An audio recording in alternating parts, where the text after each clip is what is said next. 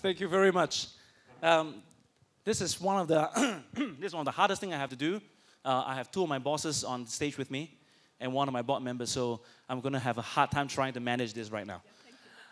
As we have said earlier, that it is all about conversations. The format that we're going to do this panel we're going to ask each of them to share their thoughts on the idea and the topic, which is the need for societal leadership. And then we're going to open up to a round of conversations. There will be microphones with our guys coming to you. So please feel free later on to raise your hands. We only ask you to introduce yourself, where you come from, and the question that you might have. So a very quick round of introduction. We have on my far right Professor Arnoud, Meyer, President of SMU. Of course, Dr. Noeleen, Heyzer, former Undersecretary for the United Nations, as well as you have met Mr. Kwon, Chairman of SMU. The idea of societal leadership, and I shared earlier before, is a new term that we're trying to build. As we started ISL, we went to Google, and these days, in the academic setting, not the best way to do research, but one of our landscape study, if you will, was to key in societal leadership, and there were very, very little references. After a year of work in the area, when we key in societal leadership again, in the top 10 list were some of the things that we were doing. And then we found ourselves that it is an area that not many people have built in.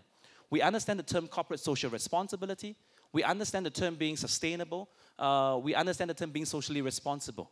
But how does it all come together? What role does leaders play in society? And what does it mean to create new ideas and new thoughts being a societal leader, as well as exercising societal leadership? Is it purely a person, or is it organizations exercising leadership in society? Those are some of the questions that we're going to be embarking on. And as I've shared for the format, I'm going to be inviting Professor Meyer to start off with your thoughts on the need for societal leadership. Thank you very much, Martin. And from my side also, a very warm welcome to SMU, to all of you. And particularly happy to see so many students on the side over sitting there. Because you are the ones who will be the leaders for tomorrow, right? We can talk about it. You will have to do it.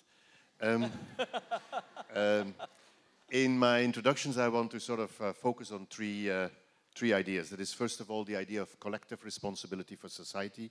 Secondly, on what I call collaborative leadership. And thirdly, on resilience. Let me first address a few thoughts or give a few thoughts around collective responsibility. And I'll start with a personal experience. Some of you may know that before I joined in 2010, this university as president, I was the dean at the business school at the University of Cambridge in the United Kingdom. And one of the biggest surprises I had when I came here was that this interaction between government, business, and civil society, as I was used to in the United Kingdom and in Europe, was far less well developed here. I'll give you one example of that. The chairman of my advisory board at the business school was at that moment Lord John Browne, who was the former CEO of BP. And he was one of the people who really pushed the concept of beyond petroleum, of saying, of sustainability, responsibility for sustainability, also for companies that are actually in natural resources. He was one of the advisors of the former Prime Minister in the United Kingdom, Tony Blair, when Tony Blair decided that by 2020 or by 2030, he set an almost impossible standard of carbon reduction for the United Kingdom. The advice to go that far actually came from Lord John Browne, who actually was running one of those companies that was producing all that carbon for the world. What struck me or what is important in that example is that actually business took responsibility for pushing society in a new direction. When I came here to Southeast Asia, and I can't say that I came in 2010, I had been many times here before. My first time in Singapore was in 1984, far beyond or far before many of you were born here in this room. But when I came here in 2010, I was struck by the fact that in many societal problems, or for many societal problems, the whole of society looked at government. Looked at government about, tell us what to do. And once we know, and I'll take again the example of sustainability, once I know what the norms are I have to live up to, what the standards are, what the regulation is, I will apply it. I will do it. But tell me what to do.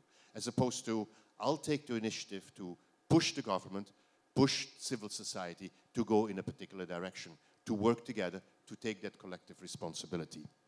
Actually, Lord John Brown has written an excellent book that was published 2 months ago under the title Connect, how business that engage with society become more successful. And the whole book is about precisely the collaboration between business, government, and the civil society to push the whole of society in a better direction. A second point about collective responsibility is that, again, I'm going back to some of the research that was done at Cambridge when I was the dean of the business school there, when some of my colleagues said, wrote a book about what they call corporate citizenship against corporate social responsibility. And the argument in that book is corporate social responsibility is a misnomer. It means that companies are going to spend some money on doing good. What Martin pointed out is that societal leadership is about doing good better. And I think the essence of that thinking that was reflected in that book, based on a lot of empirical material, was that actually companies are better not when they do corporate social responsibility, but actually when they become true corporate citizens. In other words, take up their role as a citizen in society.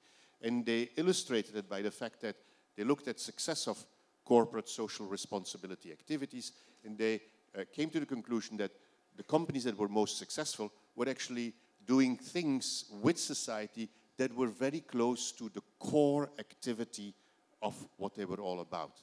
In other words, if you were a company that was involved, let's say, in real estate, that your success in corporate social responsibility, as it was then named, was much higher if you did something around real estate with people, perhaps real estate for poor people, etc.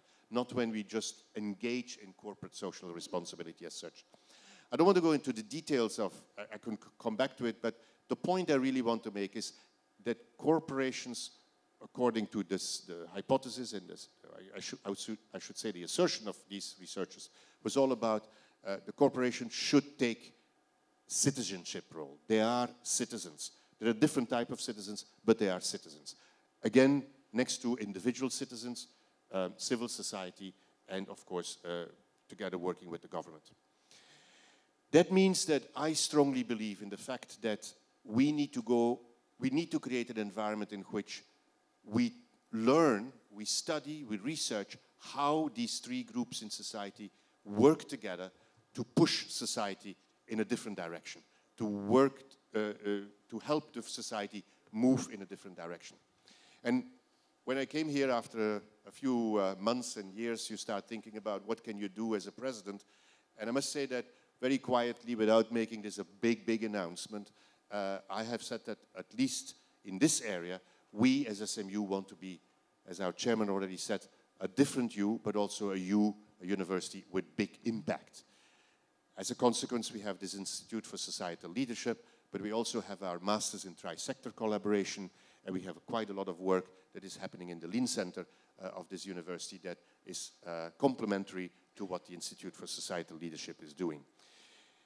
One thing that I want to add around that, that idea of collective responsibility that we have for society is the idea that this is much more than PPP. This is much more than public-private partnerships. This is about taking together responsibility for where the society is going. My second idea, I know that I probably speak too long, but my second idea is that of collaborative leadership. Working together between business, government, and society and civil society will require a different type of leadership than most of us are used to. One of my former colleagues at INSEAD, Manfred Ketz de Vries, who is a well-known world specialist on leadership, once told me that he had made an inventory of the number of leadership theories that exist, and he came to 298. This is not a joke. He had the list, actually. He showed it to me. Because there is a lot of, let's face it, there's a lot of snake oil in leadership. There's a lot of talk. There are lots of fly-by-night consultants. There's a lot of, it's an easy subject because we all need it, but it's sort of a little bit unclear what it really is all about. I'm not saying that I want to add a 299th theory of leadership, but having gone through the leadership literature and going back perhaps to some of the very early gurus on management, Mary Follett Parker, who was a sociologist, who's not actually a management expert, and anthropologist actually, but she basically said management, and she probably was talking about leadership, but in the 1920s that differentiation wasn't that clear. Management is about getting things done through a community of people, not by commanding a community of people what to do, by telling them what to do, but getting things done through working together with them. And I think that when we come to societal leadership is probably an important component of it. What I've called very often collaborative leadership. Working together, not providing leadership by telling people what to do, but leadership by working together with each other, by collaborating. Three other words that I would say is it's about listening to each other. And listening is very difficult. Listening very often becomes procrastination, not doing anything. But listening is trying to understand what the other parties really have to say. And our Dean of the School of Social Sciences, Professor James Tang, who is sitting there in the third row, knows very well that when I talk about the Masters of Tri-Sector Collaboration, that one of the biggest discoveries we made in that program is that how difficult it is to talk to each other. Actually, how difficult it is to understand what the others are saying. And so the listening component of collaborative leadership is very important without falling into procrastination. Evidence-based influencing is important in collaborative leadership. Influencing people, not manipulating them, but influencing people. Not telling them what to do, not by leadership by command, but by trying to convince people, by influencing them. And thirdly, as element of that collaborative leadership is probably a very, very high level of adaptation, an ability to adapt constantly to new situations. Because when one works on societal problems, the world is never the same. Being a Belgian, I can tell you that I've experienced that over the last few weeks. Most of you would have thought 2 months ago of Belgium as a place where it was nice to be living, quiet, nothing happens there. That's the reason why leaders go to Brussels to talk to each other. And suddenly we have become the most prosperous failed state, as it was described in the New York Times yesterday. The world changes constantly around you. What we see today after the problems that France has gone through, but that probably other countries will go through in the future, this is a different world than it was a year ago, than it was 2 years ago, than it was 3 years ago. Change is with us forever. That is, change is a certainty. Uncertainty is a certainty, I would say. So we will have to cope in societal leadership with uncertainty, which means that many of us have to develop a lot more, and that's my third point that I want to make.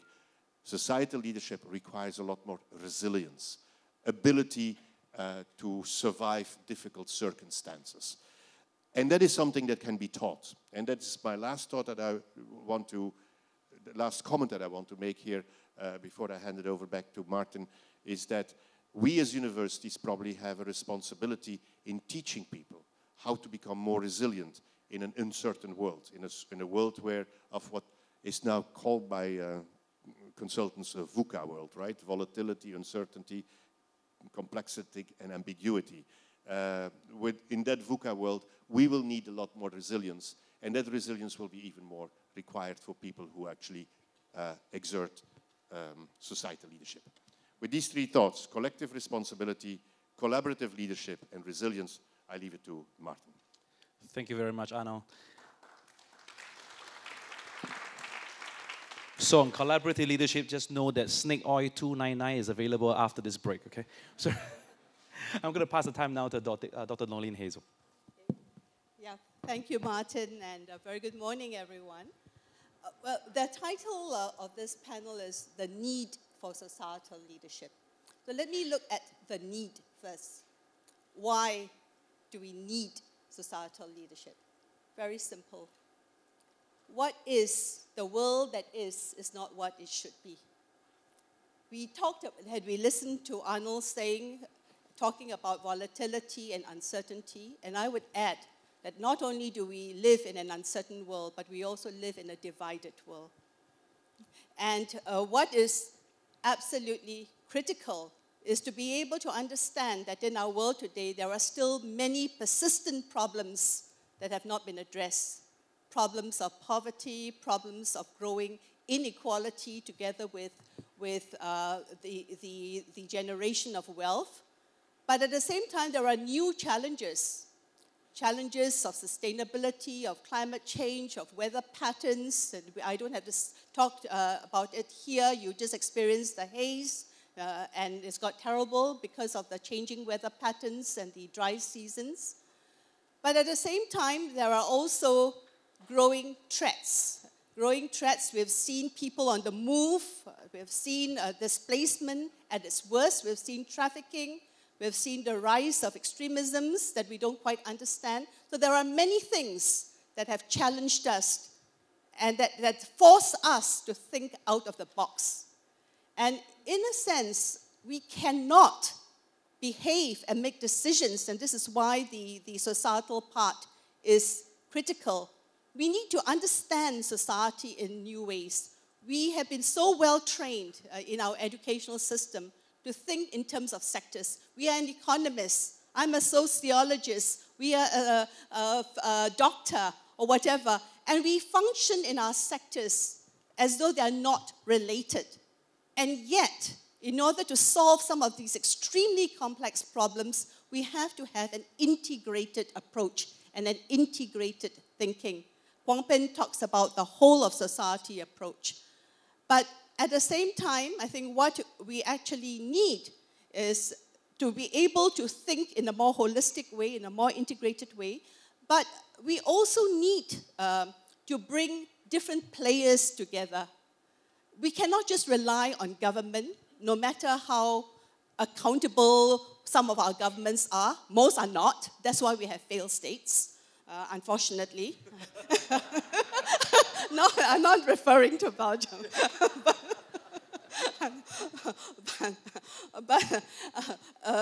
But even when we have accountable governments, we cannot just rely on governments alone. We heard Arnold talk about the business sector. Well, I'm sorry to say that corporate social responsibility alone is not enough. We need to think of how business is done at its core. How do we generate wealth? How do we actually make sure that in our world today, we have smart economies and smart businesses that takes into account the ESG? In other words, what is important in the environment, in our ecosystems? How does that relate to society in terms of many of the societal problems? How do we generate not just prosperity, but shared prosperity to deal with growing inequalities and grievances so that this idea of social injustice doesn't take roots? How do we make sure that there is governance and accountability? And what drives that? So these are very critical issues. We can't just rely just on civil society, however determined they are. We all want to be able to do well in order to, and in doing well to also do a lot of good for many of our societies. But at the same time, that's not enough. So what does this leadership look like? The new leadership that I am thinking about that we need in the world today is what I call an alliance of the conscience. In other words, an awakening of a new consciousness and an alliance that is built around that.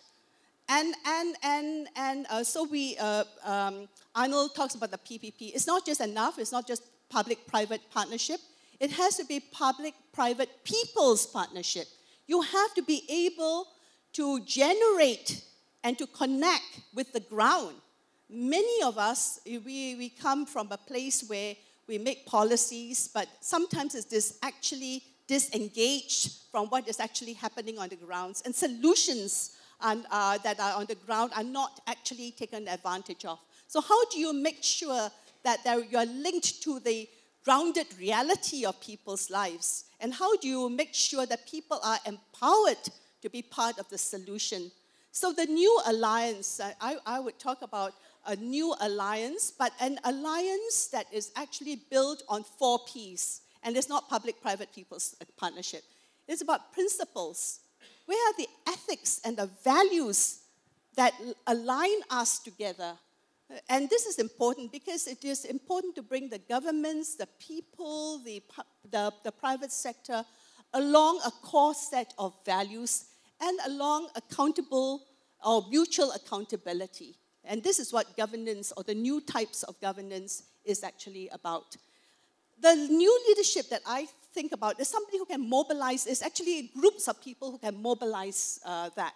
So one is principle, but the other one is people. How do we mobilize people in such a way that we generate new energy, new idealism, new talents, release the potential of what we have? And then, of course, the other P is really understanding that our planet is fragile and that we need to be able to take care of our planet. So people, planet, principles, and also, at the end of the day, if we want to generate prosperity, how do we generate prosperity in a way that takes care of people as well as of our planet? So this is about practice. How do we practice? I also would like to say that it's how do we practice leadership, right?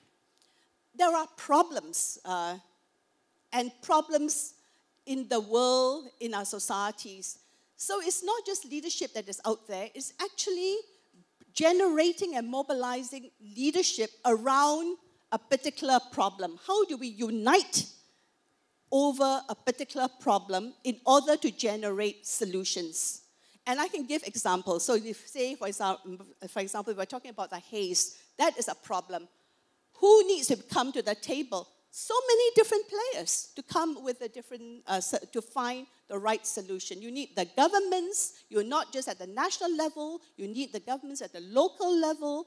You need your businesses. You need the small farmers. You need the consumers. You need a whole set of people. You need your scientists. So can we actually come together to have that type of a platform in order to fully understand what the problems are from different perspectives?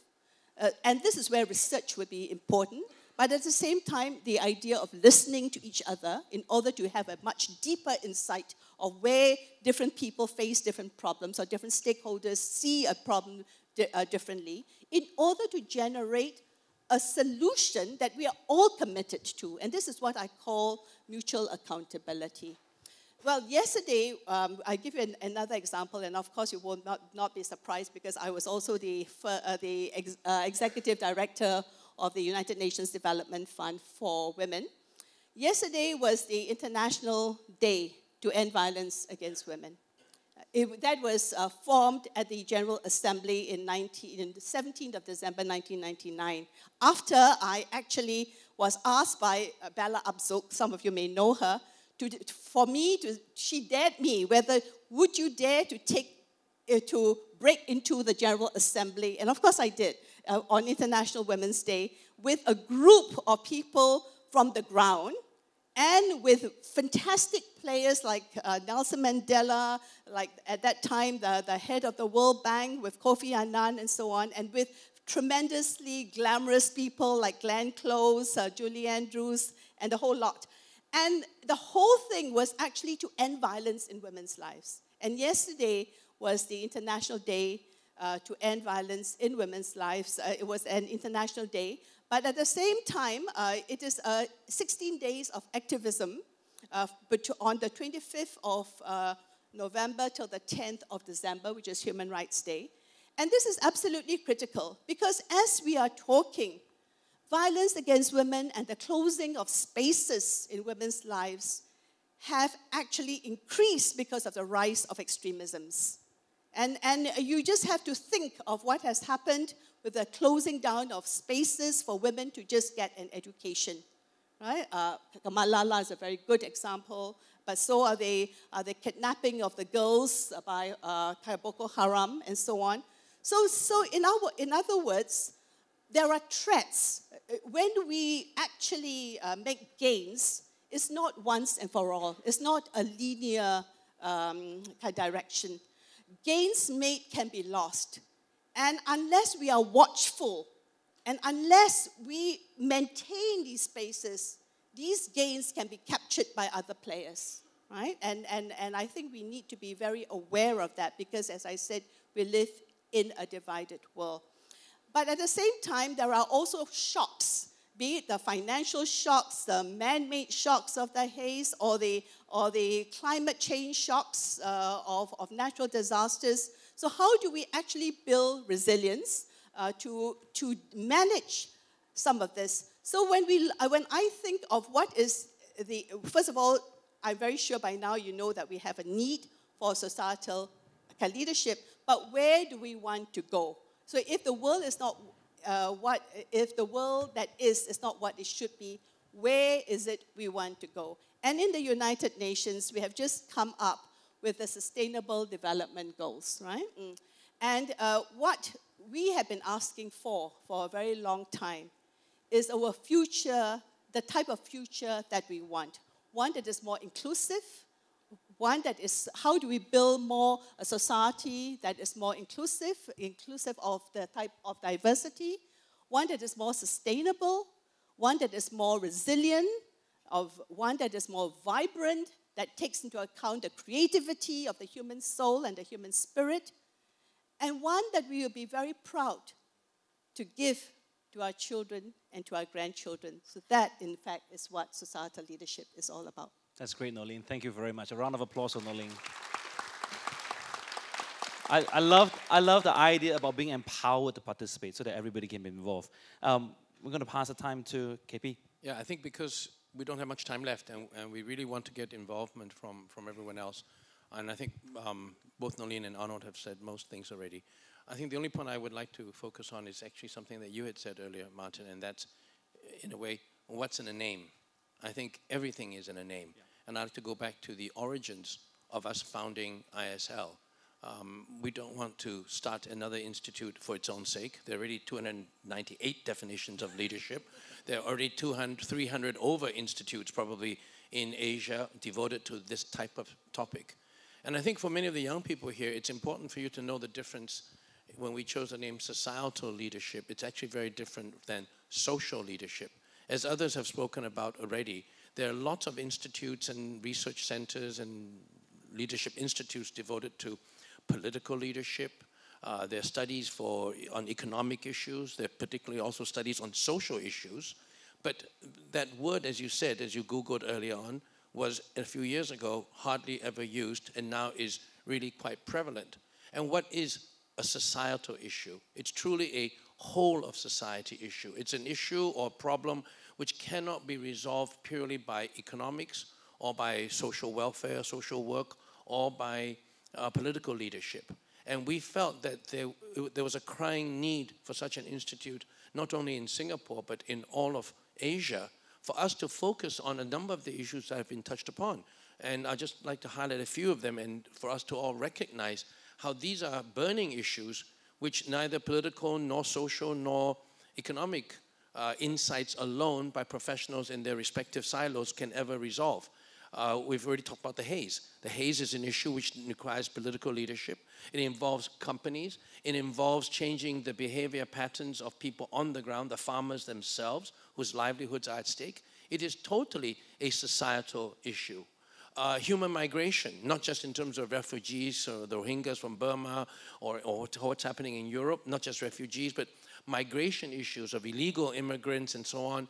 Again, the whole big story of the 21st century is going to be massive migration of people around the world. That is not a purely economic, social, or political issue. It requires a whole of society kind of response. Even issues, as we've discussed earlier with you, Noeleen, about the roots of terrorism. It's very much seen as a security issue. But we all know the roots of terrorism lie in far deeper societal problems. And finally, even issues such as demographics, aging, together with falling fertility rates. Governments around the world and in Asia have tried to mitigate these problems, but they're not going to be problems that can be resolved by any one particular sector dealing with it. So the need for a Institute of Societal Leadership to study societal issues, on one hand with research, on the other hand to try to execute leadership with young people around the region, there is really a crying need for this. And I think with this inaugural summit, we can perhaps tackle these issues and focus on them really on a societal basis. And I think it was good of you to point out that everything really is in the name, and it's very important for us to recognize that. So perhaps so that we can open up to everyone else. Thank you very much. In all our travels, we have found that a lot of these issues are not just in particular countries, but across the region as well. So, like we said earlier, this is designed as really a conversation. So we're looking for anyone with questions. We're looking for the first 4 questions for Noeleen. No, I'm just kidding. So there we go. We have one over here, just a microphone as well, and then followed by Jason, right? Okay. Good morning. Thanks to Dr. Noeleen for such a passionate talk. My name is Francis. I'm from SIM. I just want to ask, just now you pointed out a number of those international days, right? Days where you celebrate to fight violence against women, human rights days. I think many of us have no idea that there are such designated days, you see. I think one problem with leaders is the problem of communication with the public.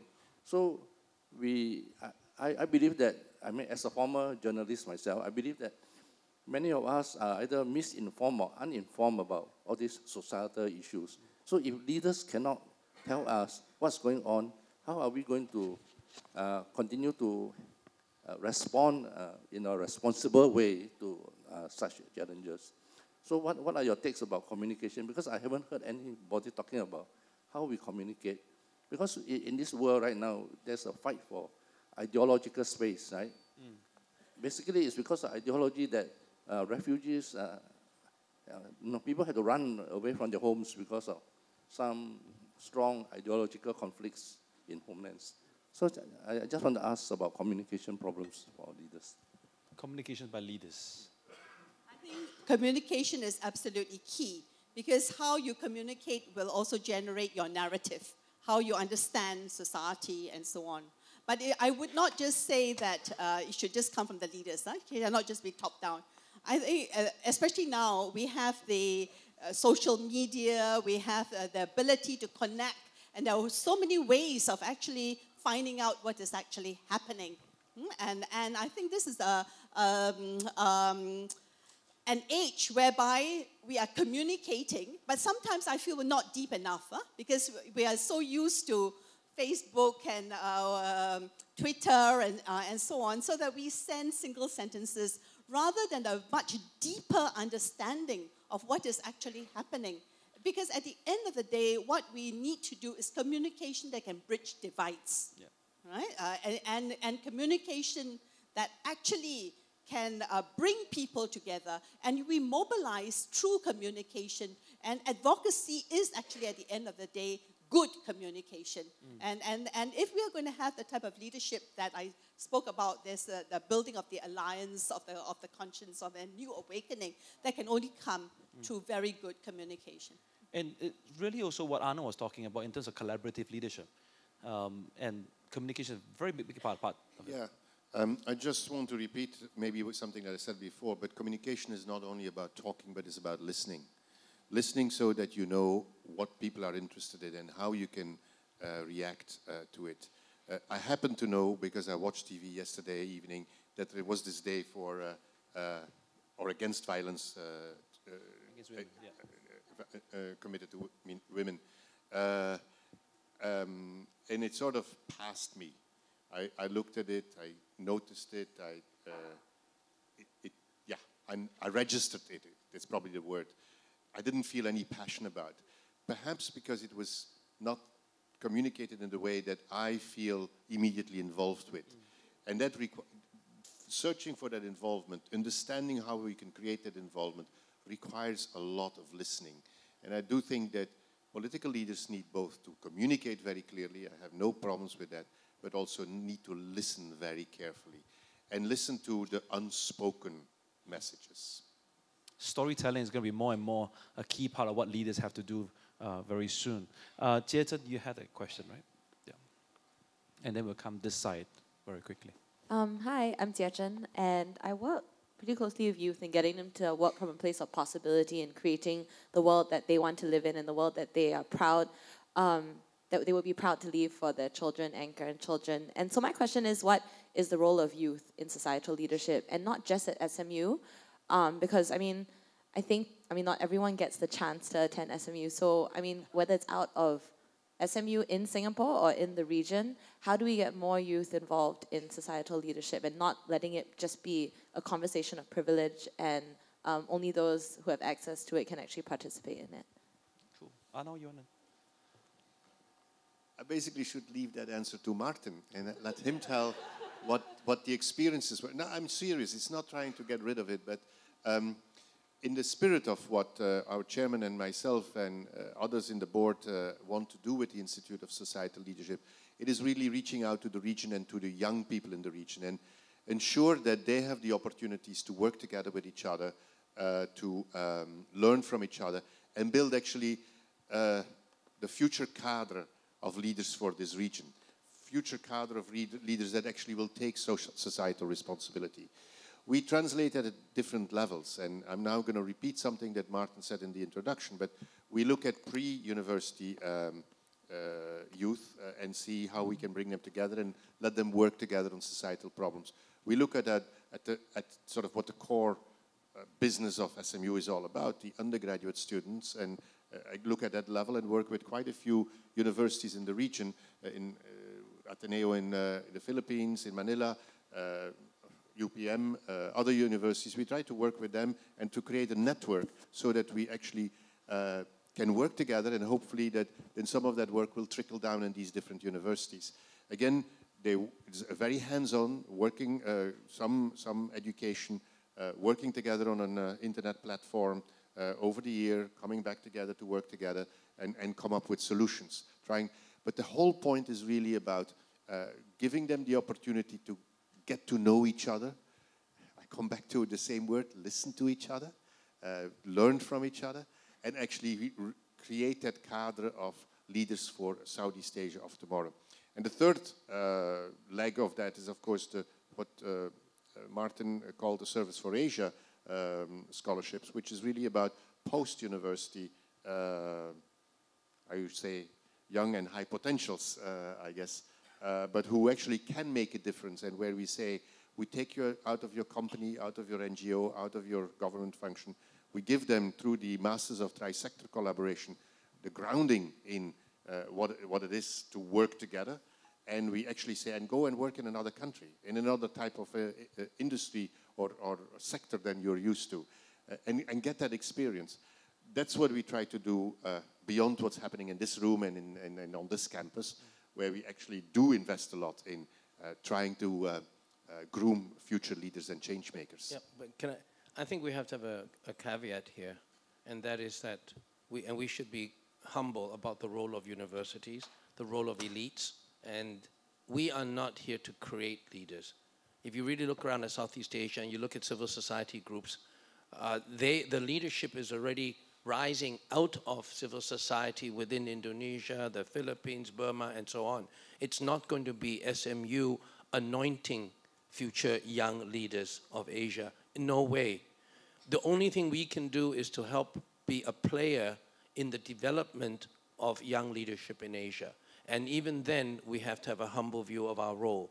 Because we are a university, we can probably provide a lot more academic framework to many of the young leaders who are already on the ground, mobilizing NGOs on a lot of the pressing issues which we up here in our ivory tower look at, but they do not have a lot of that academic framework. We can help with that. We can provide research and academic framework for many grassroots leaders. We can facilitate connections between young people and so on. So clearly we have an important role to play in the development of leaders, but we must never assume that we are going to pluck young people from Asia and then we're going to make the leaders out of them and send them back. That would be a very jaundiced view of the world and of the role of universities as being top-down institutions where leaders are created to then go and help others. Because as Martin would tell you, and I've seen when I travel around the region and all the rest of you, there is a lot going on in civil society, which is going on despite us and in spite of us. And we just need to tap them and see how can we help them, not how will we create leaders out there to help the rest of the world. And I'll probably just add that at the end of the day, the tagline that we are using now is really about helping others just do good better. And with young people, it's the same thing. There's a lot that's happening already. And how can we as an institute, as a university, just help them just do it better in all our research and programs? We have time for just one last question. Yeah, Prof. Yep. Hi, thank you. I'm Wee Kee Beng from ISIS Yusof Ishak Institute. First, I would like to thank the panelists for really very interesting session. And I do appreciate all the concepts that have been thrown out about political leadership, societal leadership, and to connect to what Mr. Ho said, social leadership, that should be distinct from societal leadership. But in all this, I get the sense that we are assuming secularism. We're talking about the secular world, really. But at the same time, we know in the world that religious leadership or religious social leadership trying to become societal leadership, trying to become political leadership is very much alive. It's one of the biggest divides. How do you communicate over that? That would be a big problem. I just wonder if the panelists would like to comment. I don't think that we can, in a way, take away the influence of spirituality and religion in our world today. It's very much the human experience. And I said, I talked about principles and values. And a lot of it, I mean, there are ethical values that comes from the UN principles, and many values and principles that comes from different religions and so on. At the end of the day, I think if we are talking about social and building a more inclusive society and talking about social inclusion, I mean, one needs to actually look at the role of religion, of belonging, of identity, and how all these are actually being created. And I would say the use of faith leaders also as agents of change would be critical at this time, because there are other mobilizations that are taking place around that.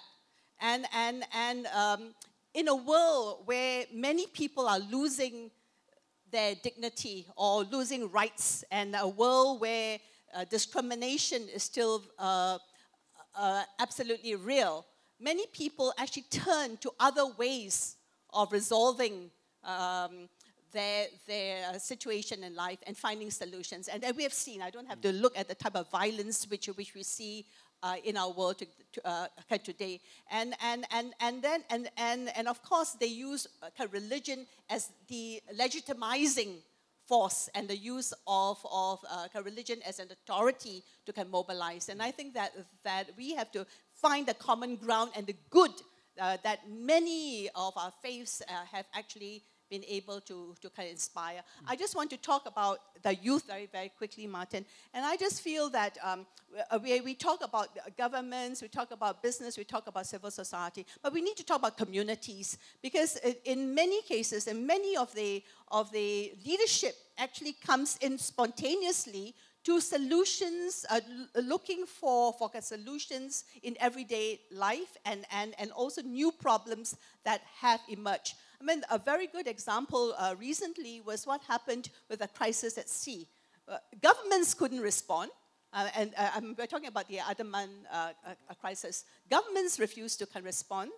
Business was caught in. Civil society was trying to basically move around. And at the end of the day, it was the communities of the most unlikely people, the young fishermen, the community leaders, citizens. So you don't have to wait to be leaders. I think the youth, I must say, don't see yourself as the leaders of tomorrow. See yourself as the leaders of today. Absolutely. Because you have issues Absolutely. that you can be engaged in. Yeah.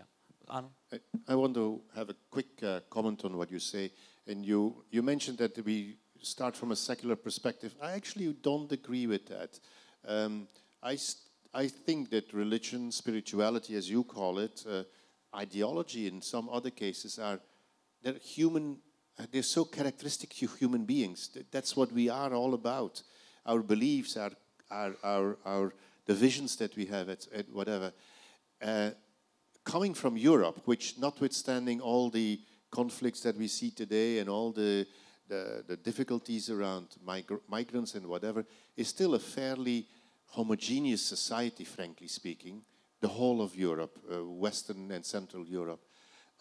Coming from Europe to this part of the world has such a diversity, such a rich diversity in terms of backgrounds, religions, opinions, beliefs, visions, that it's actually a challenge to bring all people together, and one sees that in the political side or the economic side when we look at ASEAN, but it's actually one of the richest assets of this region of Southeast Asia compared to other regions or other countries which are much more homogeneous. And China is a lot more homogeneous in a sense than Southeast Asia. So I see this is a great advantage of this region if we can make something out of it, if we can build on each other. And so, again, within the university, I have quietly stimulated a diversity and inclusion unit to say, let's make sure that this is a place where everybody feels comfortable, whatever your background in race, religion, ethnicity, gender, disabilities, whatever where you're different, but where we appreciate and value differences and then talk about how do we do the inclusion. And that is, I think, the biggest challenge. That is, we see all these dividing elements. You talked about division, divisive societies. The word inclusion is one that we probably have to have as an ideal. How do we include everybody? And if history is anything to go by, what divides us today can also be used to unite us in many of the things that we're talking about. I'm very excited because later on, Lai Ching is going to share from our research in terms of the oral history of the leaders that we have collected. And some of the things that we are talking about have appeared in some of these papers, and we're going to leave Lai Ching. I'm not going to steal her thunder for her to share some of these insights. Ladies and gentlemen, I hope you have enjoyed at least a good start to the summit.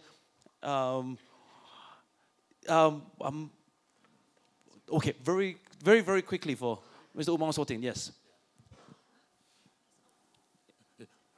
You know, at the age of 83, I think I have the privilege of talking to. Absolutely, sir, absolutely. The last one, very short. I agree everything what you have discussed, what you have talked. The one thing I would like to emphasize is how to pull down the Berlin Wall. We Dividing used to walls. build castle. Yeah. We used to build a wall. Yeah. Your idea, my idea, like that. Yeah. Because as I'm doing social works, NGO works for more than 12 years, I found many Berlin walls that I cannot crack. I try to associate together, and I propose consortium, government, donors, Yep. UN, international NGO, Myanmar NGO. Up to now, I am not successful. And someone said, Uncle, you may not successful because everybody is self-centered. Yeah. Everybody is, they don't want to lose their autonomy. They are quite safe in their own culture and the world. So I would like to know how to crack, how to pull down the Berlin Wall. Thank you. We will give as a souvenir. I think that's a very well taken point, and I think what you should do, Martin, is that you let everybody take home a small sledgehammer as a souvenir so that everybody can go home and break down their own party walls. I would actually add to that, we need more people like you who actually break down the walls. Yep. It needs societal leaders. Exactly, and then I must say that was a model of leadership of the 20th century, where people acted out of interest, of their own interests, of the interests of their own group, and then they keep the other. So it's us and the other. And we were so good at that. But the leadership that is needed in the 21st century has to be with the broken walls. You're absolutely right. So being a society leader will absolutely mean that you need to use a sledgehammer. And I'm glad that Umong Sotin has spoken up, because he will be coming up in the next panel. That's a great advertisement. After that. So it's a great advertisement. Make sure you go for the session where he's actually sharing. At 83 years old, he has traveled all the way from Myanmar to be with us. I think we should give him a big round of applause for being so gracious to be with us. He has been a great partner to have. And at the same time, would you join me in giving a big round of applause for our panelists for our keynote panel today? Thank you very much.